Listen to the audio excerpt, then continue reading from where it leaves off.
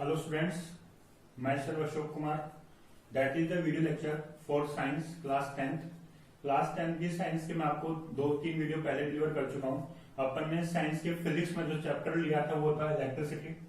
सबसे first video मैंने आपको इलेक्ट्रिक करंट क्या होता है, इलेक्ट्रोस्टैटिक क्या होता है, इलेक्ट्रिक सर्किट क्या होता है, इलेक्ट्रिक सर्किट के कंपोनेंट्स क्या होते हैं मैंने आपको बताया था। आपको याद करने हैं, उनकी डेफिनेशन याद करनी है। उसके नेक्स्ट वीडियो में अपन ने potential difference, electric field lines देखी थी। और लास्ट वीडियो में अपन ने सबसे मोस्ट इंपोर्टेंट टॉपिक जो अपना था ओम्स लॉ का स्टेटमेंट देखा था। उसको मैथमेटिकली अपने डिराइव किया था, V is proportional to I, V is equal to IR। फिर अपन ने उसका ग्राफ प्लॉट किया था, V और I को X और Y एक्सिस पे लेते हुए उसका एक लीनियर ग्राफ ड्रॉ किया था। उसके बाद में सबसे जो लास्ट टॉपिक अपना था वो था इफेक्टिंग फैक्टर्स ऑफ रेजिस्टेंस। वहां से अपन दोबारा देखते हैं। ठीक है, अपन ने क्या देखा था कि जो रेजिस्टेंस है वो लेंथ की क्या होता है, प्रोपोर्शनल होता है, और क्रॉस सेक्शन एरिया की क्या होता है, रेसिप्रोकल होता है। ठीक है, ये अपन ने देख लिया था उसमें कि अगर आप लेंथ बढ़ाओगे तो रेजिस्टेंस बढ़ेगा, अगर आप लेंथ कम करोगे तो रेजिस्टेंस भी क्या होगा, कम होगा। इसी तरीके से अगर आप क्रॉस सेक्शन एरिया बढ़ाओगे तो रेजिस्टेंस कम होगा, और अगर क्रॉस सेक्शन एरिया कम करोगे तो रेजिस्टेंस क्या हो जाएगा, बढ़ जाएगा। इन दो इक्वेशन को काम में लेते हुए अपन एक रिजल्ट निकाल सकते हैं। इन दोनों को कंबाइन करने के बाद वो अपने पास आता है R is proportional to L upon E। ठीक है, इक्वेशन फर्स्ट और इक्वेशन सेकंड में जो अपन कंबाइन कर देंगे तो कंबाइन करने पे क्या होगा, दोनों का रिजल्ट क्या होगा, कंबाइन जाएगा। तो जो R is proportional to L और R is proportional 1 upon A था वो किसमें कन्वर्ट हो जाएगा, R is proportional to L upon A। फिर मैंने आपको बताया था ओम्स लॉ में कि जब अपन प्रोपोर्शन के साइन को हटाते हैं, ठीक है, रिमूव करते हैं, तो उस प्रोपोर्शन के साइन पे अपने को कोई ना कोई कांस्टेंट क्वांटिटी क्या करनी पड़ेगी, मल्टीप्लाई करनी पड़ेगी। तो जो भी लॉज और रूल्स हैं उनमें साइंटिस्ट ने क्या किया, प्रोपोर्शनल के साइन को हटाने के साथ साथ वहां पे क्या किया, कांस्टेंट टर्म को भी मल्टीप्लाई कर दिया। तो जैसे ही यहाँ पे प्रोपोर्शनल हटाएंगे तो क्या रहेगा, R is equal to rho L by A। ये प्रोपोर्शनल के साइन को हटाने पे जो कांस्टेंट आ रहा है वो क्या, रो। क्या है ये, रो बोलते हैं इसको, RH को रो बोलते हैं। ठीक है, ये क्या है, कांस्टेंट है। ठीक है, where rho is equals to resistivity। ठीक है, R को अपन बोलते हैं रेजिस्टेंस और रो को अपन बोलते हैं रेजिस्टिविटी। दोनों में ध्यान देना, R को अपन बोलते हैं रेजिस्टेंस और रो को अपन बोलते हैं रेजिस्टिविटी। ठीक है, तो यहां से क्या हो गया, R is equal to rho L by A। तो ये अपने पास क्या रिलेशन आ गया, और रो क्या है, कांस्टेंट है, ये रेजिस्टिविटी होती है। तो यहां से अगर अपन रो को निकालना चाहें तो क्या हो जाएगा, rho is equal to RA upon L। ठीक है, रो को इधर रख लिया, A इधर चला गया, तो RA और L क्या हो गया, नीचे आ गया। अब कई बार क्वेश्चन पूछा जाता है कि जो रेजिस्टिविटी होती है उसको इफेक्टिंग फैक्टर्स, जो उसको इफेक्ट करने वाले फैक्टर्स क्या क्या होते हैं, मतलब जो रेजिस्टिविटी होती है वो कौन कौन से फैक्टर्स को डिपेंड करती है। तो बच्चे क्या करते हैं, अपना दिमाग लगाते हैं और ये सोचते हैं कि रो RA बाई L है, तो R तो अपना क्या है, कांस्टेंट है, तो A और L पे डिपेंड करेगा। तो वो बच्चे क्या करते हैं, दिमाग लगा के क्या बोलते हैं कि जो रेजिस्टिविटी होती है वो क्रॉस सेक्शन एरिया की तो प्रोपोर्शनल होती है और लेंथ की क्या होती है, रेसिप्रोकल होती है, जबकि ऐसा नहीं है। अब ध्यान से सुनिए, रेजिस्टिविटी जो होती है वो क्रॉस सेक्शन एरिया और लेंथ पे डिपेंड नहीं करती है। ठीक है, दोबारा सुनिए ध्यान से, resistivity is the independent factor from the area cross section and length of the conductor. Resistivity जो होती है वो लेंथ और क्रॉस सेक्शन एरिया पे डिपेंड नहीं करती है। ठीक है, तो यहां तक मुझे दिमाग लगाना है कि अगर ये A और L पे डिपेंड नहीं करती तो किस पे डिपेंड करती है, तो जो रेजिस्टिविटी होती है बेटा वो डिपेंड करती है टेम्परेचर पे। ठीक है, किस पे डिपेंड करती है, टेम्परेचर पे। अगर टेम्परेचर बढ़ेगा, ठीक है, अगर टेम्परेचर बढ़ेगा तो उसकी क्या होगी, रेजिस्टिविटी भी बढ़ेगी। तो अपने ध्यान रखना किस पे डिपेंड करता है, टेम्परेचर पे डिपेंड करता है। ये जो रो होता है इसकी एस यूनिट क्या होती है, ओम मीटर। क्या होती है इसकी एस यूनिट, ओम मीटर। जो रेजिस्टिविटी होती है इसकी होती है ओम मीटर या फिर ओमेगा मीटर, इसकी एस यूनिट होती है। क्यों, एरिया की होती है मीटर स्क्वायर, लेंथ होती है मीटर, तो मीटर स्क्वायर से मीटर कट के ऊपर मीटर बच जाएगा, और आगे क्या होती है, ओम होती है, इसको अपन ओम मीटर या ओमेगा मीटर भी बोलते हैं। इसकी एस यूनिट क्या होती है, ओमेगा मीटर। अब अगर अपने इसकी डेफिनेशन निकालनी कि रेजिस्टिविटी होती क्या है, तो क्या होगा, इन per unit length, in per unit length and per unit cross section, in per unit length and per unit cross section the resistance of the conductor is known as resistivity। ठीक है, if A is equals to 1 meter square and L is equals to 1 meter implies that rho is equals to R। ठीक है, तो अगर आपसे पूछे define resistivity, तो resistivity कैसे डिफाइन हो रही है, the resistance in per unit length and per unit cross section area is known as resistivity. आप इस डेफिनेशन को उतार लीजिए।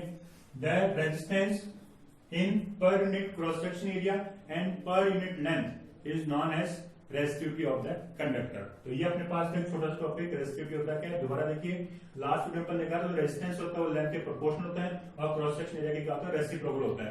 तो यहाँ से अपन दोनों कंबाइन करेंगे तो आर प्रोपोर्शनल क्या रहेगा, एल अपॉन ए। तो प्रोपोर्शनल साइन में क्या लगाएंगे, rho, where rho is what, resistivity. Resistivity क्या होती है, किसी भी मटेरियल की इंटरनल प्रॉपर्टी होती है, वो मैटर टू मैटर क्या होती है, वेरी करती है, वो कभी भी लेंथ और क्रॉस सेक्शन पे डिपेंड नहीं करती है। तो यहाँ से रो बराबर होगा आर अपॉन एल। और रेजिस्टिविटी की डेफिनेशन क्या होती है, if A is equal to 1 metre square और L is equal to 1 metre, L is equal to 1 meter and L is equals to 1 meter, then the resistance is known as resistivity of the conductor। तो यहां से अपने पास एक छोटा सा topic अपना यहाँ पे फिनिश हो चुका है। अब इसके आगे अपन देखेंगे कि जो अपना रेजिस्टेंस होता है वो रेजिस्टेंस क्या होता है। रेजिस्टेंस को अपन कंबाइन कर सकते हैं। सपोज दैट कोई भी सर्किट है तो उसमें हमें क्या होगा, करंट क्या होगा, एक लिमिटेड अमाउंट में फ्लो करना होगा। इट मींस अपने उस करंट को क्या करना पड़ेगा, कंट्रोल करना पड़ेगा। तो उस करंट को कंट्रोल करने के लिए क्या करते हैं अपन, वहां पे वेरियस रेजिस्टेंस का कॉम्बिनेशन लेते हैं। मींस जो रेजिस्टेंस है उनको अपन कंबाइन करके सर्किट में काम में ले सकते हैं, जिसको हम बोलते हैं कॉम्बिनेशन ऑफ रेजिस्टेंस। तो अपना टॉपिक अगला जो है वो है कॉम्बिनेशन ऑफ रेजिस्टेंस। तो अब अपना नेक्स्ट टॉपिक है वो है कॉम्बिनेशन ऑफ रेजिस्टेंस। जो रेजिस्टेंस है उनको अपन कंबाइन कर सकते हैं, सर्किट में उनको ज्वाइन कर सकते हैं। मोर देन वन रेजिस्टेंस को कंबाइन करना, that is known as combination of resistance. And in one circuit, if there are more than one resistance are combined, then it is known as rheostat। उस device को अपन क्या बोलते हैं, rheostat भी बोलते हैं, जहां पे वेरिएबल रेजिस्टेंस होता है। तो जो आपका ये कॉम्बिनेशन है, ये कॉम्बिनेशन आपका दो टाइप का होता है। सबसे पहला होता है सीरीज कॉम्बिनेशन, ठीक है, सीरीज कॉम्बिनेशन। और दूसरा आपके पास होता है पैरेलल कॉम्बिनेशन। ये सबसे मोस्ट इंपोर्टेंट टॉपिक है। राजस्थान बोर्ड और सीबीएसई जो आपका सेंट्रल बोर्ड है, उन दोनों बोर्ड में या तो ये कॉम्बिनेशन डायरेक्टली डेरिवेशन के फॉर्म में या फिर इस कॉम्बिनेशन के बेसिस पे आपके पास एक न्यूमेरिकल 100% क्या होता है बोर्ड के एग्जाम में आता है। तो अपने को इस टॉपिक को ध्यान से देखना है। टॉपिक का नाम है कॉम्बिनेशन ऑफ रेजिस्टेंस। जो आपका रेजिस्टेंस है उनको मोर देन वन रेजिस्टेंस को किसी सर्किट में कंबाइन कर देना, उसको हम कॉम्बिनेशन ऑफ रेजिस्टेंस बोलते हैं। ये दो टाइप का होता है, एक होता है सीरीज कॉम्बिनेशन और एक होता है पैरेलल कॉम्बिनेशन। तो सबसे पहली बात ये आती है हमें कैसे पता लगेगा कि ये सीरीज कॉम्बिनेशन है या पैरेलल कॉम्बिनेशन में।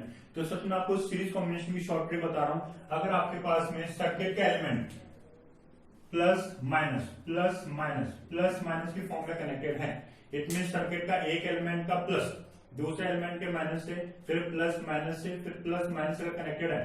एक एलिमेंट का प्लस दूसरा एलिमेंट का माइनस, माइनस प्लस से, फिर उसका अगले वाले के माइनस से, फिर उसका अगले के प्लस से, इस तरीके से कनेक्टेड है। मींस सर्किट में कंपोनेंट प्लस माइनस की फॉर्म में कनेक्टेड हैं। तो कौन सा होता है, सीरीज कॉम्बिनेशन होता है। पैरेलल कॉम्बिनेशन क्या होता है कि जो भी कंपोनेंट होते हैं उन सबका प्लस टर्मिनल एक जगह आके इंसिडेंट होगा और माइनस टर्मिनल क्या होगा, एक जगह आके इंसिडेंट होगा। इट मींस अगर वो एक पॉइंट से सबके प्लस निकल रहे हैं और एक पॉइंट पे आके सबके माइनस मीट हो रहे हैं, तो उस कॉम्बिनेशन को क्या बोलते हैं, पैरेलल कॉम्बिनेशन बोलते हैं। फॉर एग्जाम्पल सपोज दैट आपके पास जैसे ये रेजिस्टेंस है, तो इसका अगर प्लस है तो ये माइनस होगा, तो ये प्लस है तो ये माइनस होगा, ये प्लस है तो माइनस होगा। तो कौन सा कॉम्बिनेशन हो गया, सीरीज कॉम्बिनेशन हो गया। एंड सपोज दैट ये आपका कोई वायर है, यहां से एक रेजिस्टेंस आपका ऐसा कनेक्टेड है, दूसरा आपका ऐसे कनेक्टेड है, तीसरा आपका ऐसे कनेक्टेड है, और एक यहाँ पे क्या तीनों का प्लस है, तो यहाँ पे क्या हो गया तीनों का माइनस। तो सेम प्लस पे इंसिडेंट होके सेम माइनस पे जा रहे हैं, तो ये कौन सा होता है, आपका पैरेलल कॉम्बिनेशन होता है। अब अपन आज के इस वीडियो में सीरीज कॉम्बिनेशन ऑफ रेजिस्टेंस को देखेंगे। तब अपना अगला टॉपिक है सीरीज कॉम्बिनेशन ऑफ रेजिस्टेंस। तो नेक्स्ट अपना टॉपिक है सीरीज कॉम्बिनेशन ऑफ रेजिस्टेंस। जो भी रेजिस्टेंस है वो सीरीज में कैसे कंबाइन होगी। तो अपन पहले सबसे पहले इसका सर्किट डायग्राम बनाएंगे। तो सपोज दैट आपके पास एक रेजिस्टेंस ये है R1, दूसरा रेजिस्टेंस आपका ये है R2 और तीसरा रेजिस्टेंस सपोज दैट आपका ये है R3। ठीक है, ये प्लस है तो ये माइनस, ये प्लस तो ये माइनस, ये प्लस तो ये माइनस। कैसे हैं तीनों, सीरीज कॉम्बिनेशन में। तो यहां से क्या हुआ, इन पे अपन ने क्या लगा लिया, एक वोल्टमीटर लगा लिया, किसमें, पैरेलल पोजीशन में। यहां से अपने एमीटर कनेक्ट कर दिया सीरीज पोजीशन में, यहां से अपने क्या किया, एक बल्ब लगा दिया, ये अपने लगा दी यहाँ पे स्विच, और यहाँ पे अपने लगा दी बैटरी, और इसको अपने क्या कर दिया, कनेक्ट कर दिया। ठीक है, ये प्लस और ये माइनस है। Good out. तो ये अपने क्या किया, इसका सीरीज कॉम्बिनेशन एक सर्किट बना दिया। अब क्या होगा, सपोज दैट यहां से करंट आई फ्लो हो रहा है, ठीक है, तो यहां से भी क्या होगा, आई फ्लो होगा, क्योंकि यहाँ पे तो करंट जाएगा नहीं। ठीक है, यहाँ पे भी क्या होगा, आई फ्लो होगा, और यहाँ पे भी क्या होगा, आई फ्लो होगा, और यहाँ पे भी क्या होगा, आई फ्लो होगा। Good out. तो यहां से अपने को एक लाइन ध्यान रखनी है, in series combination of resistance the physical quantity as a electric current is conserved. ठीक है, ये जो इलेक्ट्रिक करंट एक कंजर्व्ड है, ये सिर्फ एक ही पाथ से फ्लो होगा। ठीक है, बट जो पोटेंशियल डिफरेंस है वो रेजिस्टेंस पे डिपेंड करता है। तो सपोज दैट यहाँ का पोटेंशियल डिफरेंस V1 है, यहाँ का पोटेंशियल डिफरेंस V2 है, और यहाँ का क्या है, V3 है। क्लियर है। तो यहां से क्या होगा, because V is equal to V1 plus V2 plus V3, equation number first.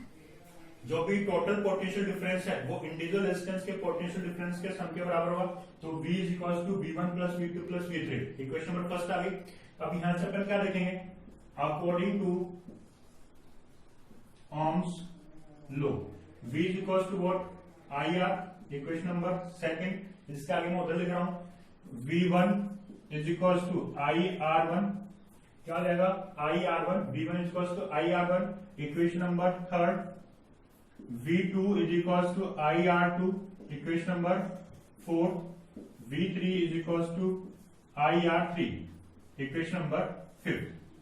ठीक है, अपने क्या किया, अलग अलग रेजिस्टेंस के लिए V1, V2, V3 की वैल्यू निकाली, because according to Ohm's law V बराबर क्या होता है, IR, V बराबर IR है, तो V1 बराबर IR1, क्योंकि I तो क्या हर रेजिस्टेंस में कांस्टेंट है। तो अब अपन क्या करेंगे, बाय इक्वेशन 1, 2, 3, 4 एंड 5, पांचों इक्वेशंस को अपन सॉल्व करेंगे। तो क्या होगा, because V is equal to what, V1 plus V2 plus V3, ये इक्वेशन नंबर फर्स्ट है। V की वैल्यू अपन इक्वेशन नंबर सेकंड से रखेंगे, क्या हो जाएगा, IR, V1 की वैल्यू जाएगी IR1, V2 की वैल्यू जाएगी IR2, V3 की वैल्यू जाएगी IR3। ठीक है, इक्वेशन फर्स्ट में अपने सेकंड, थर्ड, फोर्थ, फिफ्थ की वैल्यू रख दी। तो V की हो गई IR, V1 की हो गई IR1, V2 हो गया IR2, V3 हो गया IR3। तो यहां से क्या जाएगा आपका IR is equal to I common आ गया, क्या हो गया ये, R1 plus R2 plus R3, ये I से I कनेक्ट हो गया, तो करंट कैंसिल हो गया है, तो R इक्वल टू जाएगा R1 plus R2 plus R3। अगर आपके पास में रेजिस्टेंस क्या है, तीन के कॉम्बिनेशन में, तो क्या हो जाएगा, R is equal to R1 plus R2 plus R3। Suppose that अगर यहाँ पे दो ही रेजिस्टेंस होते तो उस केस में आपका क्या होता, R is equal to R1 plus R2। अगर चार होते तो R is equal to R1 plus R2 plus R3 plus R4। Suppose that n resistance होते तो क्या होता, R is equal to R1 plus R2 plus R3 plus R4 dot dot dot plus Rn। ठीक है, और last condition आती है कि सपोज दैट ये आपके दो ही रेजिस्टेंस होते और दोनों इक्वल होते, तो उस केस में ये जो आपका R इक्विवेलेंट रेजिस्टेंस आता वो क्या होता है, 2R, क्योंकि R1 भी R के बराबर, R2 भी R के बराबर, तो R1 प्लस R2 बराबर कितना हो गया, 2R। तो ये लास्ट कंडीशन क्या है, if there are two equal resistance are connected in series then the effective resistance क्या रहेगा, R equivalent is equal to R plus R, that is 2R। तो इस तरीके से क्या है कि आपका ये सीरीज कॉम्बिनेशन ऑफ रेजिस्टेंस है, इसको आपको डायग्राम बनाना है, इसकी थ्योरी आपको पढ़नी है, इसके बेसिस पे न्यूमेरिकल अपन पैरेलल के बाद में करेंगे। इसको दोबारा देख लीजिए, ये तीन रेजिस्टेंस आपके कंबाइन में है। ठीक है, तीनों का पोटेंशियल डिफरेंस अलग अलग है बट करंट सेम होगा। अपन ने इस पोटेंशियल डिफरेंस को क्या कर दिया, अक्यूमुलेटेड पोटेंशियल के बराबर कर दिया, V is equal to V1 plus V2 plus V3। इसको अपन ने सॉल्व कर दिया, V बराबर IR, ओम्स लॉ से V1 V2 V3 इनकी वैल्यू रख दी, यहाँ से R आ गया। यहाँ पे तीन कंडीशन आती है, अगर तीन रेजिस्टेंस है तो R बराबर R1 plus R2 plus R3, अगर दो रेजिस्टेंस है तो R बराबर R1 प्लस R2, अगर n रेजिस्टेंस है तो R बराबर R1 plus R2 plus R3 dot dot dot Rn तक। और मान लो दो रेजिस्टेंस और दोनों इक्वल है तो R इक्वलेंट क्या आ जाएगा, 2R, डबल हो जाएगा। इट मीन्स शॉर्ट में आपको क्या करना है कि जो सीरीज रेजिस्टेंस होता है, सीरीज कॉम्बिनेशन होता है, उसमें इफेक्टिव रेजिस्टेंस क्या होता है, बढ़ता है, इसमें करंट कम होगा। ठीक है। तो ये रीजन हम आपको बताएंगे कि जो अपने होम अप्लायंसेज होते हैं, जो अपने होम डोमेस्टिक सर्किट्स होते हैं, वो पैरेलल कॉम्बिनेशन में होते हैं। तो उसका एक रीजन क्या होता है, इस सीरीज कॉम्बिनेशन में इफेक्टिव रेजिस्टेंस क्या होता है, बढ़ जाता है। देखिए यहाँ पे डबल हो रहा है, मतलब ऐड हो रहा है, इट मीन क्या होगा, बढ़ जाएगा। तो जब इफेक्टिव रेजिस्टेंस बढ़ जाएगा तो करंट कम हो जाएगा। आपको ये पूरी चीज नोट डाउन करनी है, उसको आप ध्यान से देखना, पढ़ना। होप आपको आज की जो चीजें मैंने आपको समझाई वो समझ में आएगी। आज में सिर्फ दो चीजें देखी हैं, एक तो रेजिस्टिविटी और एक सीरीज कॉम्बिनेशन, दोनों का आपको नोट्स में उतारना है। आपको कोई भी डाउट का मुझसे रिवर्ट कर सकते हैं। Thank you for watching.